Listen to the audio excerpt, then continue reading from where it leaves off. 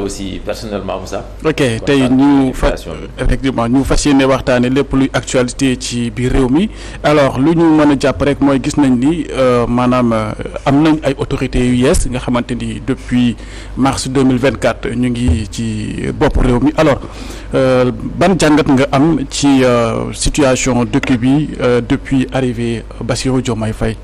ci pouvoir bi. waaw donc ba 24 mars. mu jotee ñu bëri dañoo tàccu parce que gis nañ li ñu yàggoon mébét en tout cas ci dernier mandat wu président Macky Sall bi mooy changement lañ bëggoon ñu bëri jugoon nag xeex en tout cas imposé wu pour doxalin bi fi amoon soppeeku le 24 mars yàlla def ne un des candidats Bassirou Diomaye Faye jàll au premier tour mu nekkoon lu rare parce que bu ñu mësuloon gis la un candidat de l'opposition jàll au premier tour. ñu am lu bëri nag lu ñu digaale woon ak Sénégalais yi parce que dafa am lu ñu ne woon dafa war a soppeeku révolution des mentalités surtout Sénégal majeure partie bi nekk ay jeunes ñu ne la 75% de la population a moins de 35 ans donc c'est une population jeune et les jeunes am benn philosophie de vie bu ñu gis bu bokkut ak ñi fi nekkoon avant ñooñu ñëw nit ñi am ci yaakaar te yaakaar boobu aussi tax ñu bëri aussi en tout cas retrousser waat les manches pour accompagner le nouveau régime pour mu indi en tout cas coppite yi ñu bëgg ci Sénégal mu dem nag mu am des hauts et des bas ce qui est normal parce que ñi ko nànk tey mosuñu exercer le pouvoir donc am na si yu ñu mën a jéegu yu ñu mën a avancer am na si yu ñuy peut-être aussi c'est normal mais ma jàpp rek ne accompagnement bi war na gën a mën a continuer encore mu am yu ñu def si yu ñu d'accord yu bëri am lu ñu def aussi yu ñu jàpp ne yu ñu war a joyanti la du la slogan sa jubal jubbanti kuy jubbanti aussi ci li ngay def ci ngay dëkk maintenant am na actes yu ñu posé ñu réclamé woon ay reddition des comptes par exemple parce que ñun ñëpp jàppoon nañ ne ñi fi nekkoon salfaañe woon nañ alalu réew mi moo tax nit ñi doon wàcc ci terrain bi di xeex ak ñoom ñu commencé ko def nag nit ñi kontaan ci mais di laaj rek mu nekk aussi ci li ñuy teg mu tegu ci yoon ci ay chartes yu leer ay jéegu aussi yu ñu defoon yu ñu waxoon dañ koy def aussi yu ñuy xaar par exemple rationalisation de en fait le train de vie de l'État li ñu doon wax rationalisation des agences ñu ngi koy xaar mais ñu ngi leen ciy gën a ñaax encore une fois mais ma jàpp rek ne ñu ngi ci trajectoire ci changement nag dafay impliquer lu bari parce que Sénégal dañuy wax ne qui veut le changement c'est tout le monde qui va se lever qui veut changer les gens vont baisser les bras et loolu aussi dañ ciy woot encore une fois les gens pour ñu encourager pour ñu accompagner en tout cas dynamique bi pour mu gën a changer parce que Sénégal aussi bëgg nañu mu nekk à un autre niveau donc, et dans l'ensemble lépp baaxul lépp jagul c'est normal mais on est dans une dynamique de changement et donc je pense que aussi, il va falloir l'accompagnement de la population ah oui ça c'est sûr parce que un dirigeant nit mu yow rek mënoo changer dara l'époque des messies loolu c'est révolu pour changement am c'est toute une dynamique et dynamique bi aussi lu koy indi mooy nit ñi ngay nekkal aussi da nga leen di wax dëgg boo gisee ne li ñuy def nii baax na dañ ciy pousse boo gisee ne li ñuy def nii aussi dafa war a am ay jeexintal yu négatif en tout cas ci dundinu askan bi da nga leen di rappeler à l'ordre wax leen nag mbir mi du defee nii lañ koy defee boo leen bëggee nit ñi ànd ci et je pense que ñun ñëpp en tout cas la majeure partie de la jeunesse ci loolu la ñu jug pour accompagner en tout cas cette dynamique. alors Ousmane Sonko mi nga xamante ni dafa promettre un changement immédiat bu yegsee ci pouvoir bi alors est-ce que loolu am na wala boog su fekkee ni amul est-ce que maanaam situation pouvoir dafa am réalité moo tax ba changement immédiat boobu mu doon incarné mu amul. xam nga bu ñu la nee jox ma nguur gi lundi ma soppi ko mardi boo ko gëmee yow la neex parce que man je me dis que changement li ñuy wax rupture processus la mbir bi dafa am loo fi fekk pendant des années et des années des pouvoirs ont passé am na lu ñu teg am na un système qui est là. bu bëggee indi beneen doxalin bu bees processus la dafa am looy teg gi di teg par benn dara mu ñëw rek reste ci benn jour maintenant acte yi ngay teg ci loolu la ñuy juger ci yooyu la ñuy évaluer xool ndax fi ñu jëm ndax li nga nekk di teg nii dina am jeexintal bu baax waaw wala déet mais nit du la ne tey day changer day am dara lu am tey ma soppi ko suba lu toll ni nguuru Sénégal lu toll ni 18 millions d'habitants un système qui était là pendant 64 ans du mënu sottee noonu maintenant am na actes yoo xam ne da ngay poser dañu naan la non lii dafa war a bokk ci li ñu changé ma joxe exemple man am na si yu ñu addu woon ne tey bu ñu ñëwee train de vie de l'État bi dañu ko war a wàññi Al Amine ba muy nekk secrétaire général ba muy nekk secrétaire d'État am na lu mu waxoon Sénégalais nañu muñ d'accord nañu pour muñ mais ci kaw la war a tàmbalee wàcc suuf loolu pour nga en tout cas yokk engouement nit ñi foog nga koy tàmbale ci yow. moo tax boo déggee coowal assemblée nationale véhicule yi bu bëri coow parce que loolu la ñu ànd sax ak président assemblée nationale bi d'accorduñu ci li mu waxoon ci oto yi da leen di jëndal day jëndal député ay député ay voitures à hauteur de 50 millions mënuñu ko comprendre parce que loolu lañ doon xeex li fi nekkoon donc mais réforme yi mu entreprendre moom biir assemblée nationale loolu dañ koy rafetlu parce que assemblée nationale bu ñu demee ba assemblée di falsifier règlement intérieur te askan wi yëgu ko loolu c'est un problème bu régime ñëwee ne day soppi loolu lépp lu ñuy def ci ay réformes dañ koy yëgal askan wi wax leen ko nit ñi am ci seen xalaat aussi wax ci je pense que loolu c'est des initiatives yu baax yu ñu war a pousser mais comme je dis war nañu gën a mën a góorgóorlu ci li ñu diggaale ak askan wi aussi gën leen mën a jàppale parce que Sénégal bu nërmeelu ñu ñëppay daanu. mais Sénégal aussi bu jege ñu ñëpp la jagal. mais ci côté boobu comme rationalisation des dépenses gis nañ ni Ousmane Sonko lu jëm ci wàllu électricité beeg yooyu noonu yëpp jëloon nañ ci ay mesures quand on sait que également député à l'Assemblée nationale askan bi moo ko yónni kon donc ku ñu yónni maanaam da nga war a gaaw kon donc ñu am oto se procurer d'une voiture c'est tout à fait légitime et normal. xam nga kenn du ne député du am oto. kenn du ko wax. waaye député am oto 50 millions loolu moo jaaxal askan loolu la nit ñi di dul d'accord xam nga ñun ñëpp am nañu oto man mi ba ñëw sama oto laa gaare fii jarul 50 millions. te dina def juróomi at ci man. donc dafa am ci perception bi aussi dafay baax nga joué ci Macky Sall buñ koy xalab ci lu bëri c'est pas si bilan matériel bi am na lu mu def lu bëri mais ci bilan immatériel bi ni mu def ba nit ñi xalaat ne. waa ji léegi nekkatul fi pour askan wi pour boppam la fi nekkal wala lépp daf ko jël aaki moom loolu la ñuy bañ moo tax ma ne dañuy gën di yaatal di gën aussi di déglu fi ñu jugee surtout parce que aussi mbir booy def da nga am référentiel da nga koy mesurer da nga koy li may wax ne da ngay def la balance entre fi ñu jugee ak fi nga toll yow ak fi nga bëgg a jëm soo bëggee nit ñi ànd ci dafa am yoo xam te ne ay pratiques yi fi amoon dañ koy bàyyi parce que bu ñu ko bàyyiwul dañuy nar a dalaat ci lu daloon le régime passé et loolu moo dul yoon mais beaucoup d'actes yu ñuy posé man je pense que même la justice lu ñu ko mën a décrédibiliser am na yoo xam te ne miinuñu ko fi woon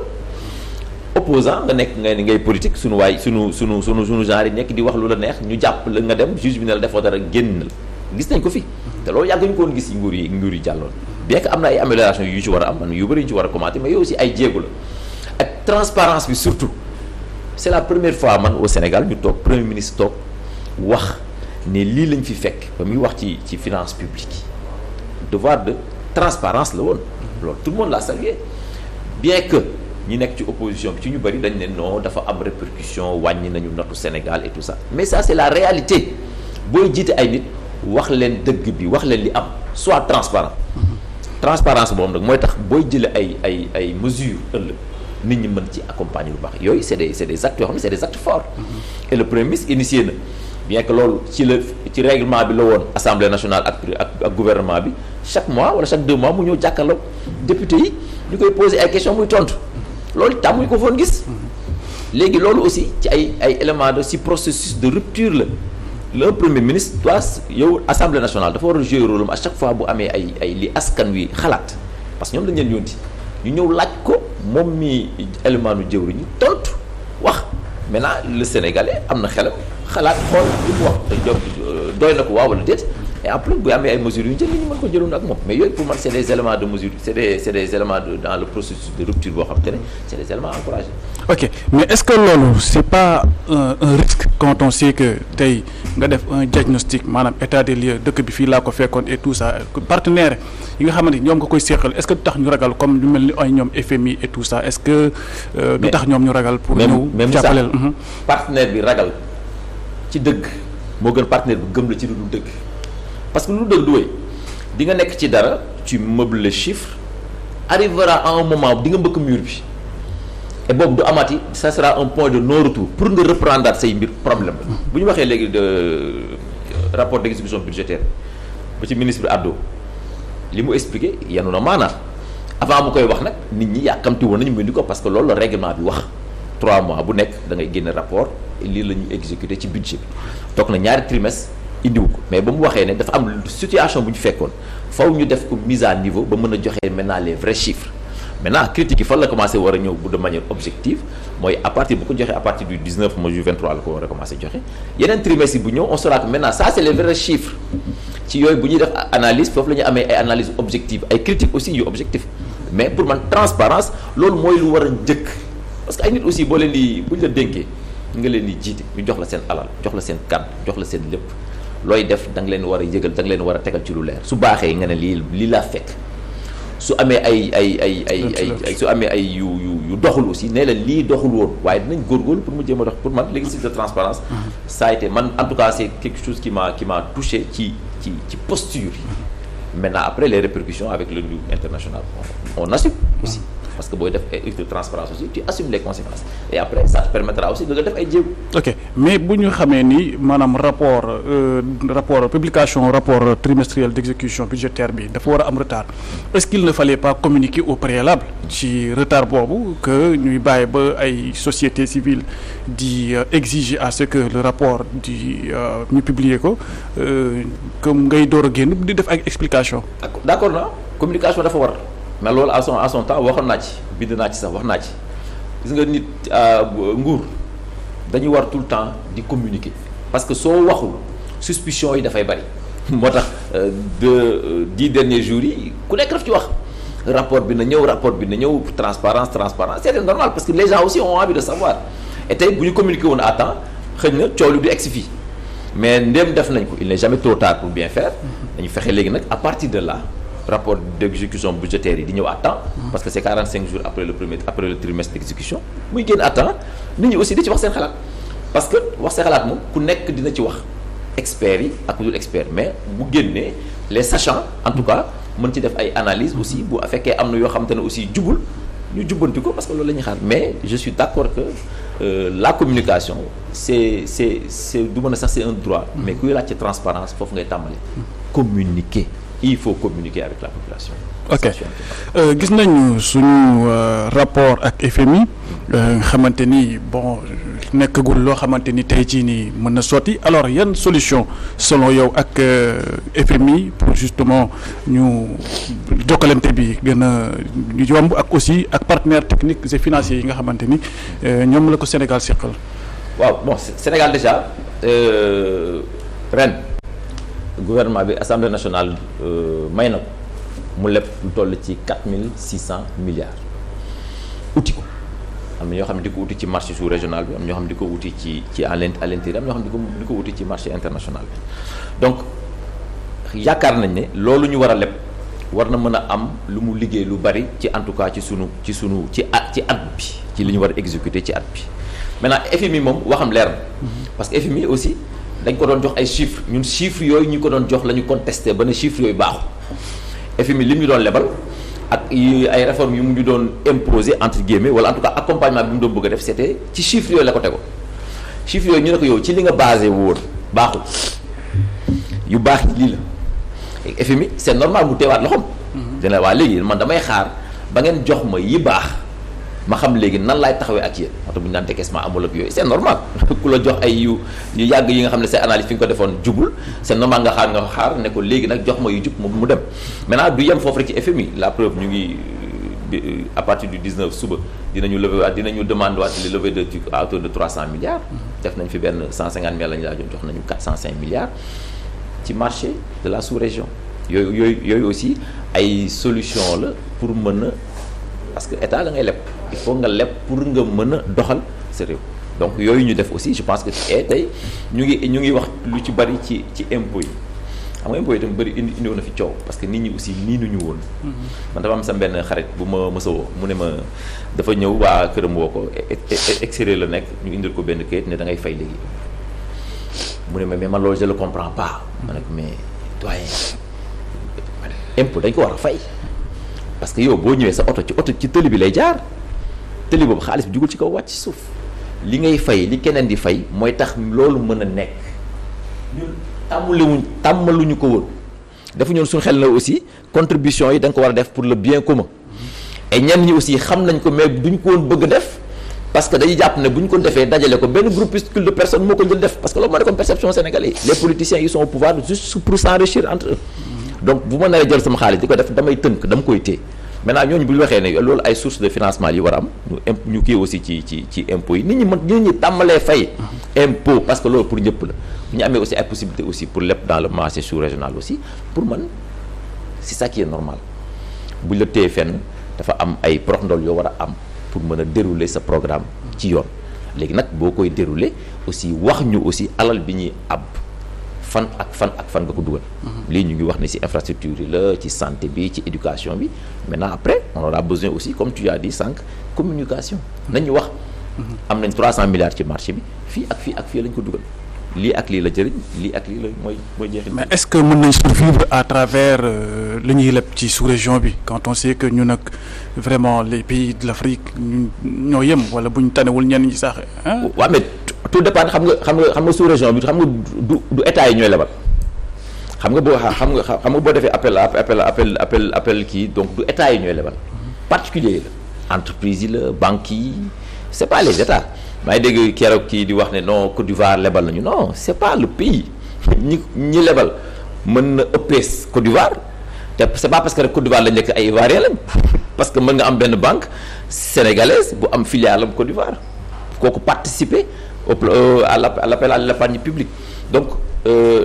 tant que yaa ngi dugal boo laajtee 150 milliards ñu jox la 405 milliards ça veut dire que les ressources sont là pour man ça c'est pas le problème les ressources tant que yaa ngi koy laaj mu ngi ñëw yow tu rentres dans tes fonds et loolu li nga soxloon baax na. lii problème bi que mooy yaa ngi laaj kenn joxu la ñun bu ñu defoon ay appel à levée de fonds kii international joxuñu boo demandé woon 100 appel public à l'épargne am ci 30 boobu war nañu tiit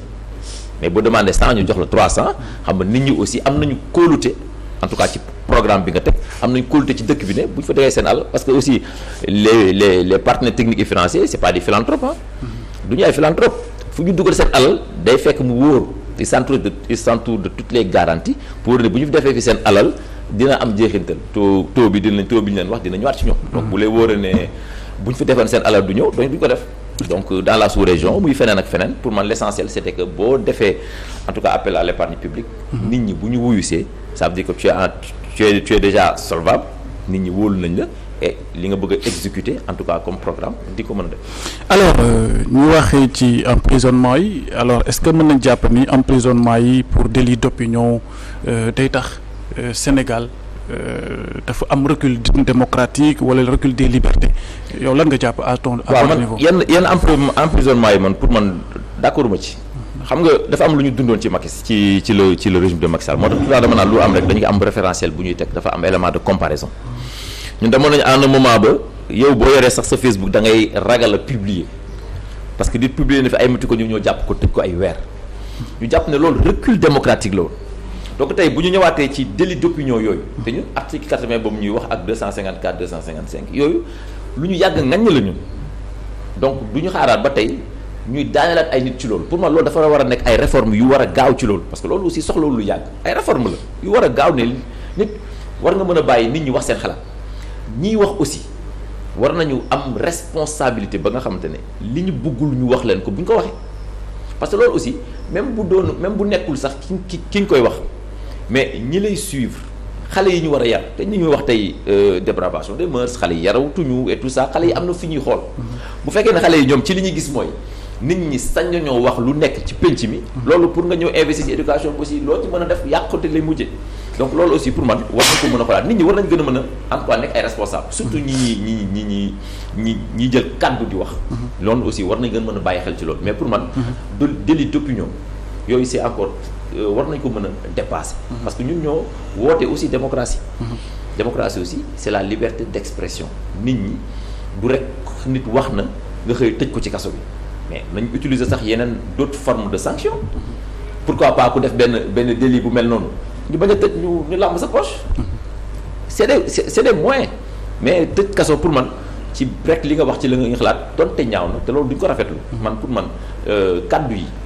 fii ak sàmmuñu ko parce que man dama naan la violence là du rek la violence physique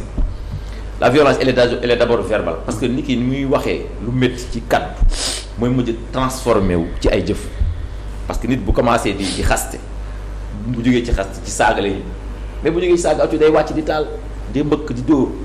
parce que processus la. loolu moo dolli la ci Cheikh Anta Diop da daan faral di wax dëgg bu ànd ak saaga day néew doole.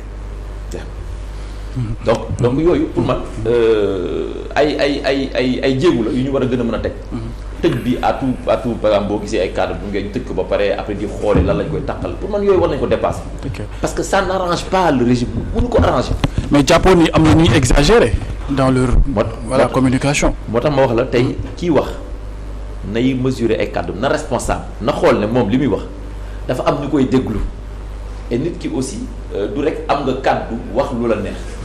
tey boo ma ñëwee xas nguur gi xas le président wala xas sax une personne lambda yow li nga koy wax wóor na la bu la ko keneen waxoon du la neex nga koy waroo ko nammal sa gémmiñ ba di ko ba keneen di ko dégg mais comme on est en démocratie aussi am na yoo xam ne aussi war nañ ko gën a mën a jooyanti. Afrique l'article 80 bu ñuy wax war nañ ko mën a xoolaat délit d'opinion délit offense au chef de l'État war nañ mën a ko xoolaat beneen moyen boo xam te ne vraiment gën na mën a woyof mais aussi que les acteurs politiques en tout cas même ñiy wax dans l'espace public. En tout cas li ma ci mën a wax mooy liberté d'expression n'est pas libertinage. dëgg dafay rafet. ok alors ñu wax par exemple ci poursuite judiciaire ñu nemmeeku ak ancien ministre ci régime Macky Sall est-ce que mën nañ jàpp ni ce sont des poursuites politiques wala teg nañ ko ci yoon lan nga ci gis yow. leer ñun loolu bu ñu ko def woon sax ci la ñuy jug géejawaay bi fi ma jugee ñi ñu jàpp barki démb ñi ñu tegal bracelet électronique et nit ñi sax ñuy wax ne bracelet électronique teg nañ leen ko mais am na ñeneen ñoo xam te ne ils ont fait moins que ils n'ont pas pu bénéficier de bracelet électronique mais bref loolu yoon la réduction des comptes dafa am xam nga dañuy dépasser période bi nga xam te ne parce que yow am nga ay ndombal tànk wala parce que am nga benn statut boo amoon ci réew mi loo mën a def ci lu ñaaw ñu bàyyi la ko déedéet nguur dañ la ko dénk ay responsabilité dañ leen ko dénk que tu sois ministre que tu sois député que tu sois DG dafa am lu ñu la dénk loo moomul bu ci amee lu ci lënt sunu littoral ba léegi Guédiawaye bis bu nekk nga cee xeex man dama cee wax ba sonn ak samay morom du yoon parce que nekk nga directeur des domaines parce que nekk nga ministre sàngam tu t'octroies le pouvoir de jël sa signature signer ay hectares jox ay nit kese du yoon yéen ngeen nekk seen groupe de copains créer seen benn projet jël ci ay milliards ay centaines de millions pour ne pas dire des milliards aati moo ko seen biir et le peuple pendant tout ce temps donc réduction des comptes pour man fii la war a tàmbalee ci joxe exemple parce que exemple du yem fii rek ça va montrer que ne comme rupture la ñu woote processus bi bu demee ñi fiy ñëwaat ëllëg dinañ saytu ñi fi nekkoon tey parce que war nañu dépasser maintenant ñëw nga gérer nga dem nga bàyyi nga fi say casserole kenn topp la déedéet pour man que tu sois ministre ou pas justice bu amee dara lu mu la jàppal da nga war a ñëw et tu dois défendre et tu dois en tout cas répondre devant la loi pour man loolu alors Sénégal amal na dialogue national fan yi passé alors ban commentaire ngay def ci conclusion yi nga xamante moo tuppee ci dialogue boobu waaye dialogue national déjà pour man ça c'est devenu à son heure parce que dara amul woon Sénégal amul xeex amul élection amul dara ñu woote dialogue nit ñi ñëw waxtaan pour man lu bëri ci li ñu war a mën a def ci ay waxtaan la war a mën a nekk maintenant waxtaan nag am ci 100% lu jafe lay def am na yenn points yoo xam te ne jubóo nañ ci ay pourcentage yu xaw bëri am na yoo xam ne jubóo nañ ci ay pourcentage yu xaw a néew mais soit bu conclusion yi amee ba nit ñi am consensus ci ay points forts li Serigne Mansour Sy Djamil waxoon président dafa war a gëm rek dóor mooy déggoo nañ ci dara bu ci sempiwaat dara parce que yaa woote donc am na ay points yoo xam ne man am na benn point aussi qui me reste toujours au travers de la gorge mooy li ñuy wax le chef de l'opposition jubóowuñ ci et pour man boobu c'était évident en tout cas ci man chef de l'opposition bu ko yàggee wax ba ko Macky Sall tegee ba tey def ci ay jéegu pour man tey c'était le moment de marquer encore cette rupture que amoon na fi léegi lii mooy critères yi jeex na mais boobu jubóowuñ ci et am na yenn points yoo xam te ne aussi par exemple inscription des jeunes sur les listes électorales léegi ce n'est pas automatique mais c'est à la demande amatul ay tijji nañ la pour 3 mois pour nga dem inscrire yooyu pour man c'est des avancées démocratiques yoo xam ne buñ ci waxtaaneewul woon xëy na duñ ci egsi fii et pour man c'est toujours bien de dialoguer mais c'est encore mieux d'appliquer en tout cas les conclusions issues de ces. alors ñu wax ci guerre Israël ak Iran Sénégal ndax dafa war a jouer rôle am pour un retour de la paix ci ñaari dëkk yooyu ak également gis nañ ni au niveau des États-Unis nga xamante ni Sénégal dafa bokk ci 36 pays yi mu visé pour suspendre li nga xamante mooy visa yi alors nan lañ war a def. waaw jàmm moom ku ci mën a dox ay jéegu moo gën jàmm moom parce que gëm naa ne Iran Israël bu xeex bi rombee foofu dina am répercussion ci ñun ñëpp bien que ñun pays producteur de pétrole lañu su pétrole bi flambé ñu ni li ñuy jaay dina yokk xëy na dina am aussi jeexintal bu positif ci ñun mais de manière générale bu embrasé wu comme on dit bu ci ñiy jàppee ñiy jàpp ci bali tàkk fu ne du arrangé àdduna ku ci mën a dox ci jéegu yu rafet da nga ciy dox waaye balaa ji dox jéegu yu rafet pour jàmm am wax dëgg aussi daf ci jot Israël dafa tooñ Israël tooñkat la li yoon mooy nit ki même boo koy dimbali wax ko dëgg Israël dafa tooñ maintenant léegi est-ce que dinañ toogaat ñoom ñëpp waxtaanaat xool Sénégal aussi mën ci indi apport am ci na jàmm dellu soit ci àdduna am na solo mais j'ai vu le communiqué du ministère de l'Affaires étrangères condamné na les frappes les en tout cas l'agression parce que Israël dafa agressé on a condamné l'agression on condamne d'abord maintenant après bu ñu mënee dox ci ay jéegu yu pour jàmm dellu si je pense que moo gën ci ñëpp mais balaa ci loolu aussi da nga ciy wax dëgg et tey li nga wax aussi ci pays yi ñu bokk loolu daf ñuy delluwaat rek ci benn mbir ñun war nañ gën a mën a xoolaat suñuy taxawaay ñun parce que trop dépendre des autres lii la ñu jural Covid bi jaar na fi guerre Ukraine bi jaar na fi sonnoon nañu loolu souverainisme boobu ñuy woote mu mën na ci nekk ay théorie mais ñu commencé koo jëfee ci suñu biir sànq daam bi wax na sànq dara ci xaar ma jaag ma rafetlu mooy authenticité yow li nga am na loo ci mën a def ko bu leneen di ñëw di la fekk am na loo am ba pare bu ñu tëjee àdduna bi nga war a mën dundee sa biir su soxlawul nit ñi di dem di jéegaani xam-xam wala di yóbbi leneen pour uti ko mais def ko fii ba tey ñiy dem kenn mënu leen tere mais nombre bi dina wàññeeku ba tey bu ñu bloqué naan visa ak nangam impact bi du bari mais tey bu ñu ci impact de parce que ñun la majeure partie ñu bëri en tout cas ña nga jéegaani seen alal ci biti bu ñu leen bloqué aussi askan bi suuf tamit. Mamadou Aw ñu ngi lay jaajëfal bu baax ñu fàttali yow yaay président du mouvement Vision.